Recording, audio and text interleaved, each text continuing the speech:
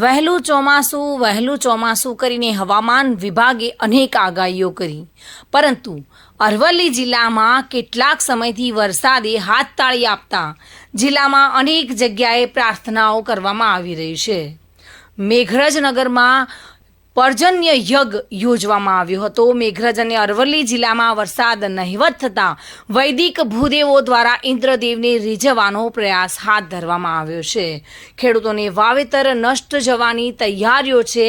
વરસાદની પીવાના પાણી અને ખેતી માટે પણ તાતી જરૂરિયાત છે.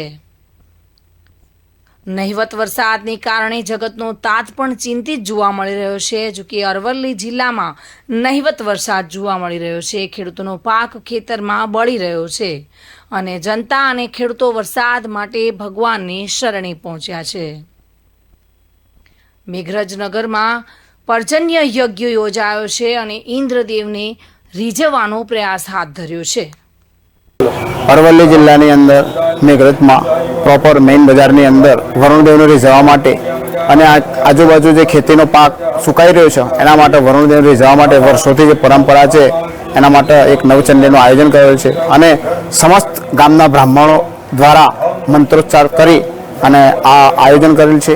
જે કરી અને વર્ષોની જે પરંપરા છે કે વરુણદેવને રીઝવવા માટે યજ્ઞનું આયોજન કરવામાં આવ્યું છે અને મેઇન બજારમાં વિષ્ણુ ભગવાનના સાનિધ્યની અંદર વરુણદેવ રીઝી જાય અને આ ખેતી પાક બચી જાય અને વરસાદની જે ખેડૂતો રાહ જોઈને બેસી રહ્યા છે એના માટે આજે યજ્ઞનું આયોજન કરેલ છે.